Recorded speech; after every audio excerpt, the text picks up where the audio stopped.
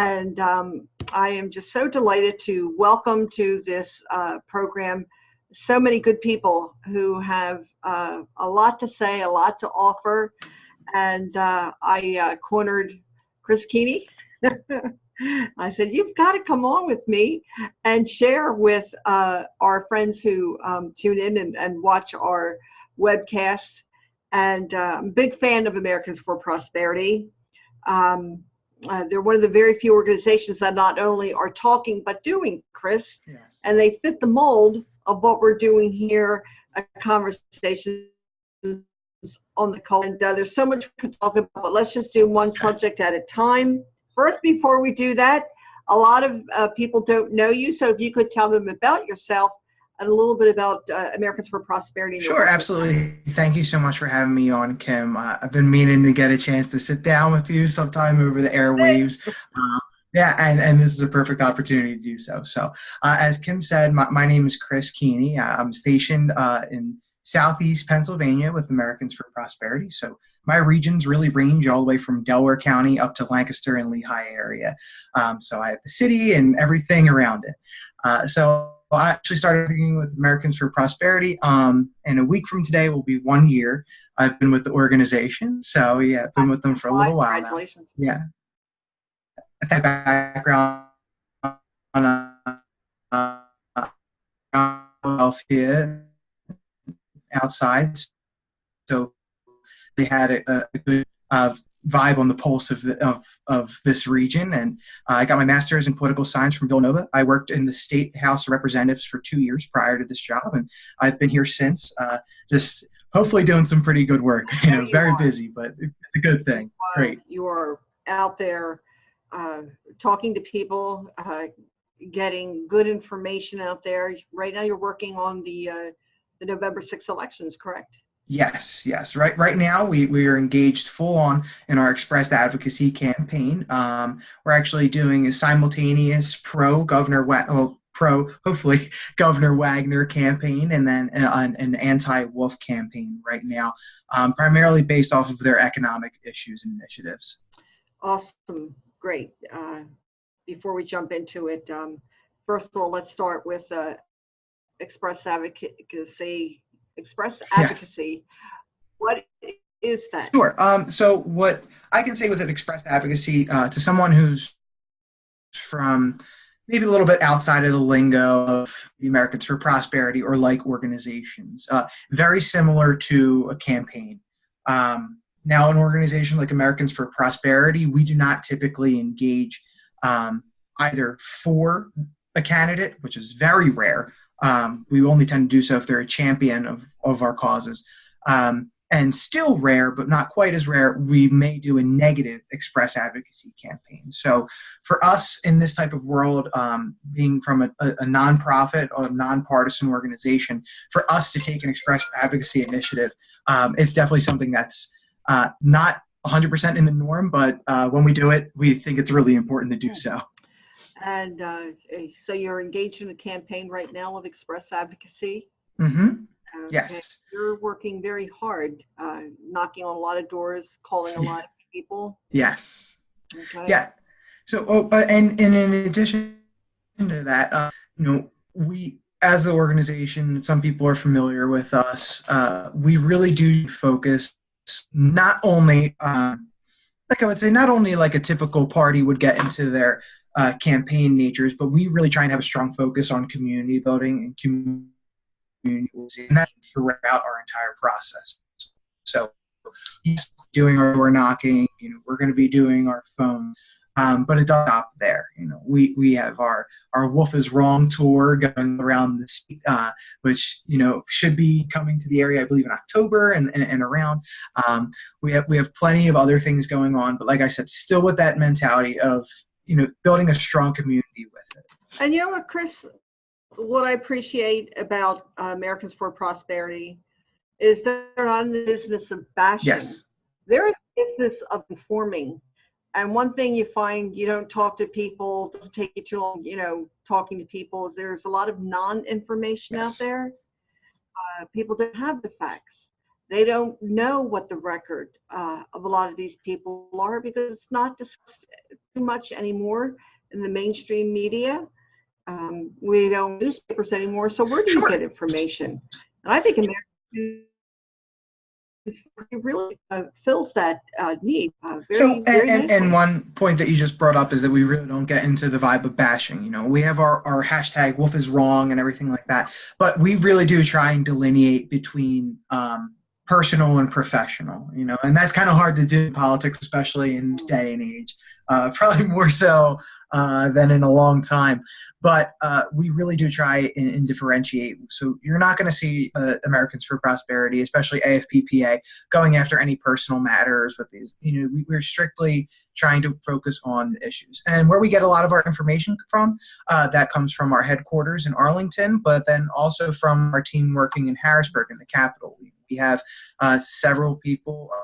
Because we have a full-time legislature, unlike other states, we have a full-time lobbyist who is in there all the time, you know, whenever they're in session, speaking with them. And then obviously, you know, we have the public voting records and stuff. And, you know, that's not something that I would say the average person is to dive into. But, you know, as a professional, that's something we have to do. If we're going to put our name to something or if we're going to go about it, we better be right in, you know, in assuming, you know, voting records or voting issues. So that's why a lot of our campaigns, you're going to see us focused extremely on mostly economic issues or the like, something that we can pull right from the voting records in Harrisburg. Absolutely. And Yes. that is so important. So you're not quoting a news source per se. This is raw data.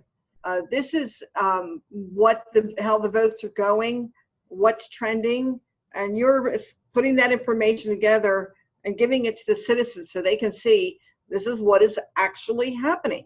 Sure, absolutely, and like we said, that we try and do our best not to feed into the he said, she said type of mindset that is so prevalent, and then often is actually very easy to fall into.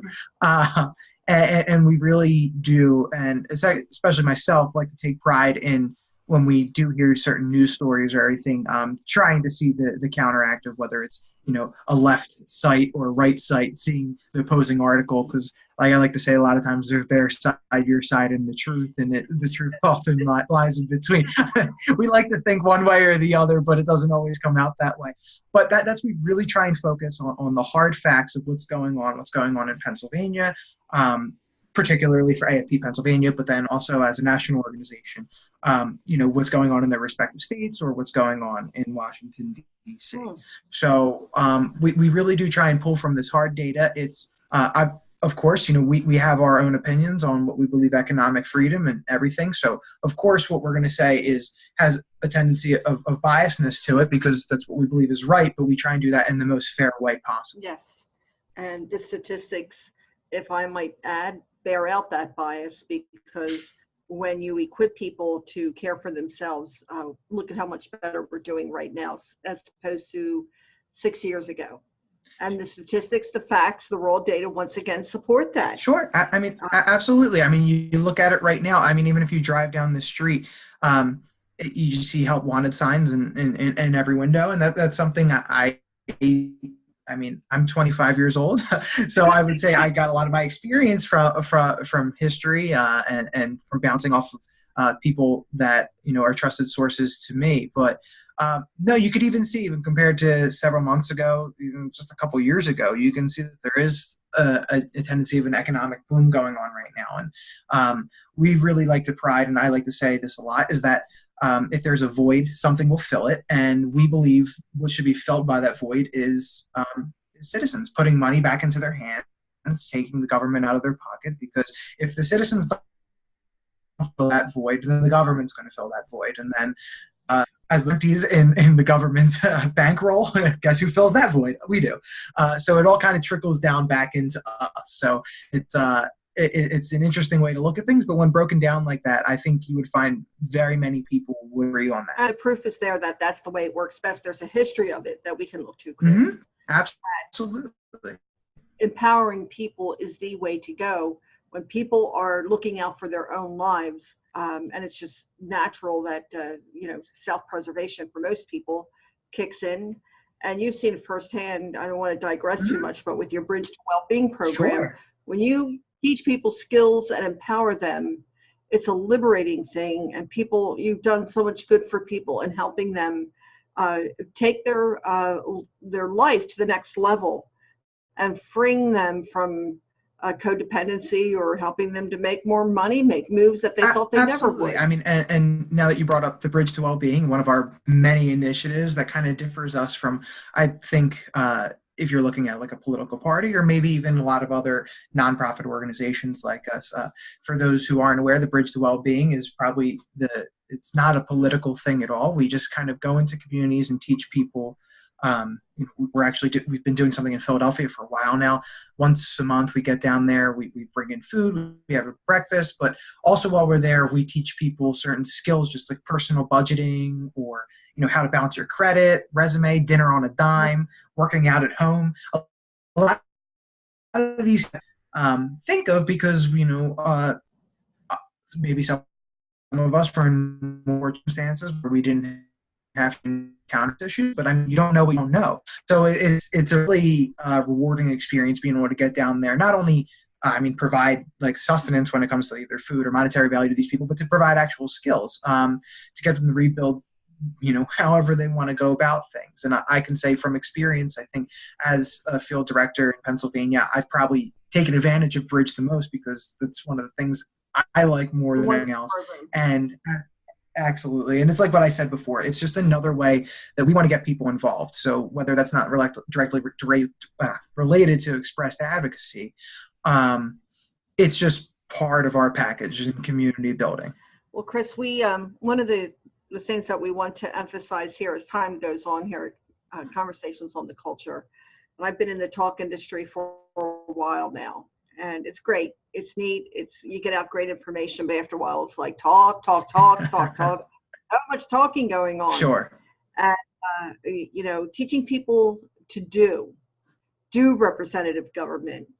And I think what you guys do is a very important part of that, because in many countries in the world, to do what you do, you would be shot dead. That's not an exaggeration. I know. And I don't mean to laugh, but at the same time, it's a crazy reality that I think it's something that we really should take for granted over here.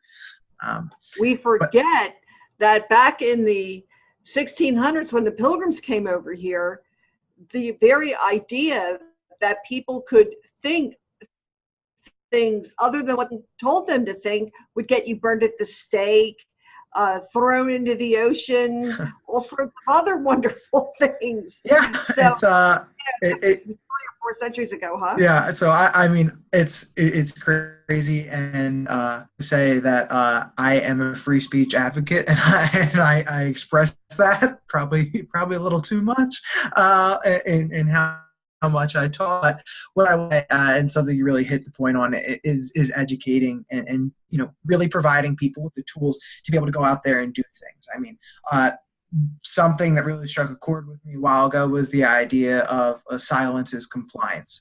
Now, what I will say in a caveat to that is, especially in today's world, actions speak louder than words. So while we like to do all these kind of things, like you said, being in talk radio, and especially myself, sitting around with my friends, we like to talk and we like to complain about a lot of things, and that's great, but guess who doesn't hear it? Everyone else who's not in that room or not tuning into the station at that time. So we like to take action on top of it. So I love the phrase silence is compliance, which is great, but also actions speak louder than words. And we really are trying to equip people with the tools to be able to go out there and do it themselves. And when we say that, it doesn't mean working with us on our expressed advocacy campaign. That means taking things down to your local communities. But for the vein of expressed advocacy, of course, I think, while we have our own, desires in this race, what we want as an outcome, other people might want the same outcome for different reasons. And there's no reason that we shouldn't be working together and educating other people on, how they can get involved. The great thing of a free market society is may the best ideas and the best talk win, right? Rise and fall on how well your ideas and your talk and work, and that's the market will decide that. But you guys, what I've experienced is you've got superb training. And one of the things, you remember that white sheet that came down on the screen with all of these Yes. ideas? I mean, Yeah. and you have them all memorized, right? No. You would think, but no, it's crazy because like I said, and I know you could probably speak to this yourself, Kim, but I mean, like I said, our initiatives, like I said, I always say we do the doors, we do the everything, but the education, our Grassroots Leadership Academy is just, I think, absolutely superb. When we made it to level 3, I'm thinking I can sit in the back and do emails, and I find myself jotting down notes and stuff like that as a professional, and I'm back there and I'm engaging. And then especially that sheet you spoke about, I think it was 107 ways to take action, and that's not all you can do. There's thousands of things you can do, but even when I see that list, I'm like, wow, I got to step up my game, when I'm seeing this. So it's definitely interesting, Chris, and I include myself. It's like, well, what do you do? And what's comfortable for one person isn't necessarily comfortable for something else. Absolutely. What I'm hoping, I'm going to put you on the spot right now. I'm hoping that some of the GLA trainers will come back with you and we can pick a few things and have another short conversation, explain to people, how they can take the training first and foremost, and maybe just talk about 1 or 2 ideas. And especially a burden for kids, like there's kids in homeschooling situations and other educational, and they need to be learning these things because when I was growing up, I just assumed that everything would always stay the same. Life is beautiful. We had freedom, this, that, and the other. And that's just not the case. Freedom does require, vigilance. And, I came late to the party for that one, but I did come and realized as I watched my world changing as I got older, like, oh, wow, what's happening here? So I'd like to see us talk to the younger generation and say, freedom needs to be guarded. And I don't know if we can get into these conversations, but maybe just talk briefly about why, maybe a little bit about the history of countries where freedom, I'm thinking of Venezuela, and where, freedom, the lack of freedom is really hurting and devastating a country, and it's painful to watch. Sure. And we about those things. Yeah. Well, the first thing I will mention is that as our organization, our resources, we really do believe in an investment. So what you mentioned with maybe getting some of our grassroots leadership trainers, whether it's on here or whether we can get things set up, that's always something. If there's a want for it, like I said, we'll fill that need. That's never really something that, can really pull. It's just finding room on our calendar to do it. And we have a whole team of people we can come out, and we do have our Grassroots Leadership Academy, but we have tons of one-off courses. And even if there's things you guys are extremely interested in, if it fits into our mold and what our trainers can do, we'll just make up a class for you. We'll get things going and rolling. And what I can say is just the importance of getting people involved. Yes, you're right. I think a lot of people don't understand from a young age how they can be involved. And I mean, I think as myself being relatively young at 25, there's not very many 25-year-olds really getting all too engaged outside of some of your local college groups or Young Republicans, Young American, whatever it may be, actually getting out there and getting engaged. But there's really not much. But what I can say is regardless of your affiliation, it's important to know that change is really driven, from the ground up, from that grassroots level, sustainable change. You can see how, an election or something can create a huge culture shock to an area, but a lot of these things subside over time. Things that, are sustainable are teaching skills that people can grow up, creating a dialogue. So what you're trying to do here, and in a conversation, opening it up, not shutting out a lot of voices. I mean, when you mentioned Venezuela, we sometimes, I'm not going to get too much into it, but we talk about like immigration and stuff like that. But like you see, like a lot of people flood to our country. Well, I mean, guess why? I mean, I think it's pretty evident why people want to come here. And you look at something like Venezuela, who just sits on this unimaginable wealth, then I mean, and from what I say recently, like leadership is essentially saying, yeah, we messed up. They copy a similar And they mold. double down on the same thing, Chris. It's Yeah, the definition of insanity. it's the same. It's repetition over and over again, and you'll see, kind of throughout history, throughout I mean, not even history. You look around the world right now, and you can see, sure, great, some things work for some nations, but they don't transfer over to others. And then when they try and copy them and double down on them, you see a lot of, I mean, you see a lot of things that, like I said, we take for granted that we don't see in the streets here. Some of the things that you mentioned earlier. But what I will say is I really think that there needs to be an emphasis, one, on the education of just current events. I mean, current events going around the world, a recognition of history. This is where I get to pull my history bachelor's degree out of my pocket and I get to show it. It's about time. But there's a lot of things we can do, through education, and that doesn't just come from organizations like us. That comes from everyday people, talking, creating a conversation.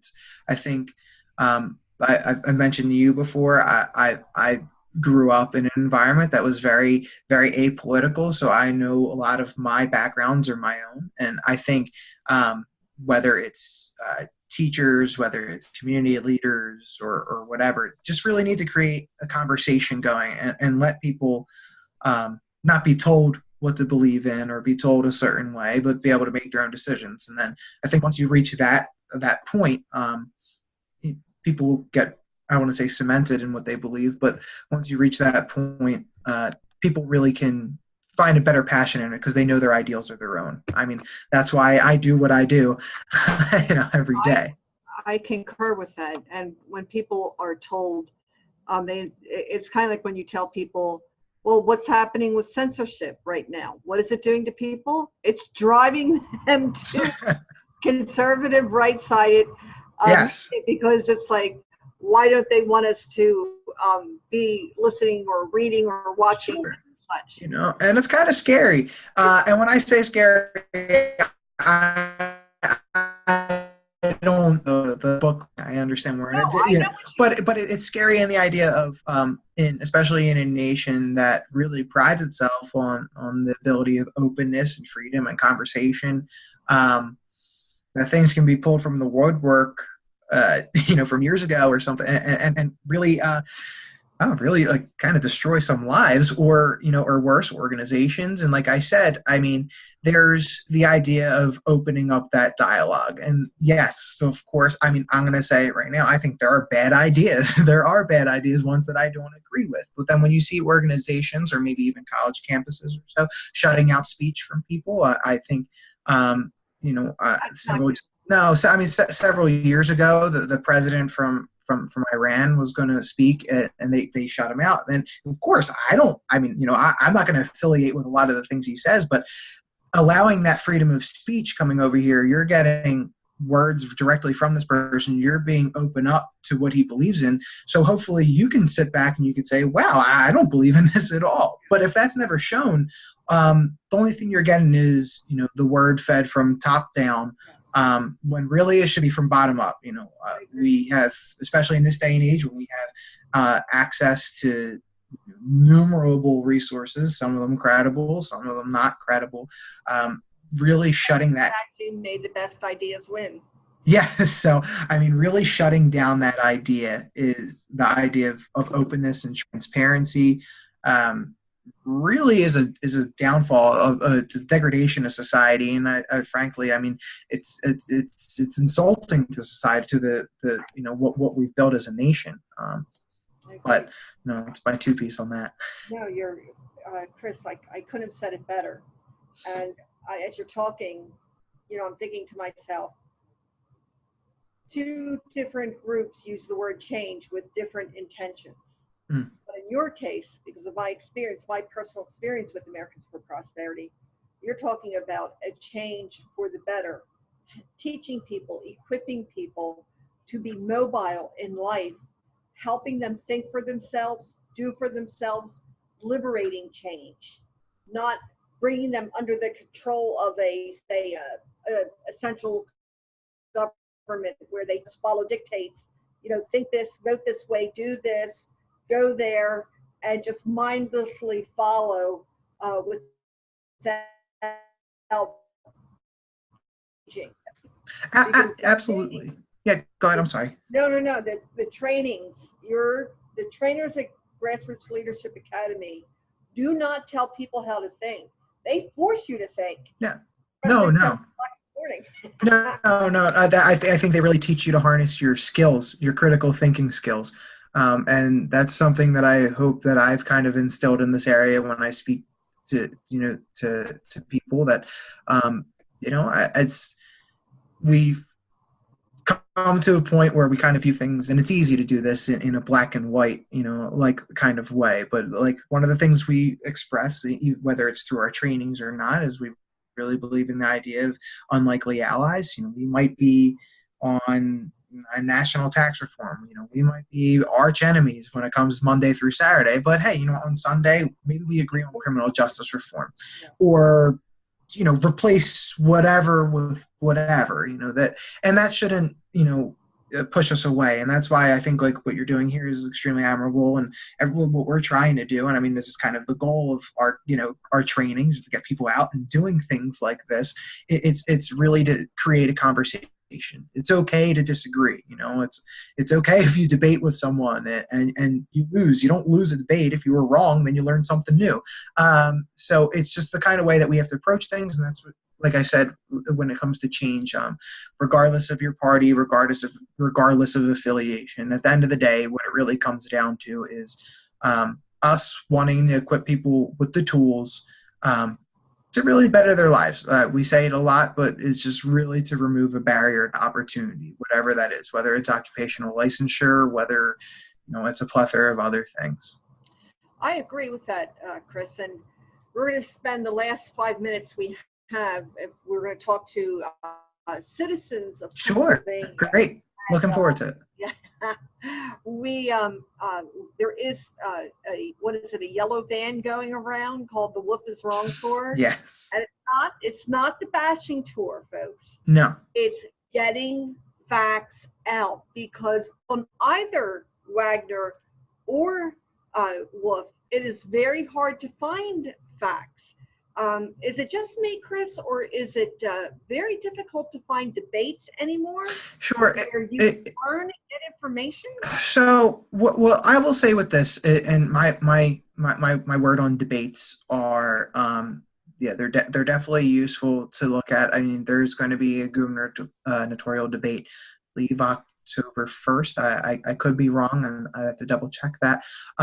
But my word on debates is that less so than ever is, I mean, frankly, a debate is about getting your message out there as opposed to combating somebody else's. So while yes, debates are extremely important and they are really good resources, there's a lot of other ways to get out there. And we're doing this interview over the real campaign with the real candidate, just when they're on the streets talking to people. Do you think that's the best, or what are your thoughts?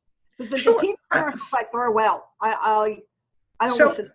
So what I'll say is, when you say you want to meet like the real candidate, you're going to find that not at their local Now, this being said, go to their local talks. If they're in your area, if they're having a debate, watch the debate, do all that. It's all useful.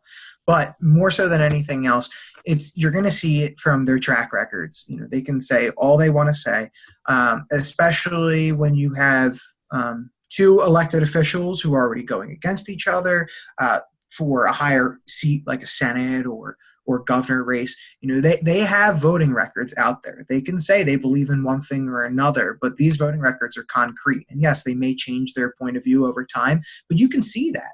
It's laid out right in front of you. And this is very easily accessible. I think even in Pennsylvania, you can go right on palegislature.com or .gov, and you can get all the info you need. That being said, I also say when you hear things from certain competing news sources, if you see an article on one website, read it, the same article on the other one. I can't harp on that enough. It's really easy to fall into confirmation bias. I do it every day, so it's really hard. But go ahead, Kim. That's a great point, and I know some people that do that, and they have they're well rounded that way. But I want to make sure that people who are listening in Pennsylvania make decisions based on facts. Yes. We're big on that here. If you haven't picked up on that, folks, get the facts. Just the facts, Sam, as it was said. If people would like to have a Wolf is Wrong tour stop in their area, how can they do that? Sure. I mean, they can reach out directly to me. I'm not sure I can provide my email and stuff like that if that's available. It's just C Kenney, Keeney at AFPHQ.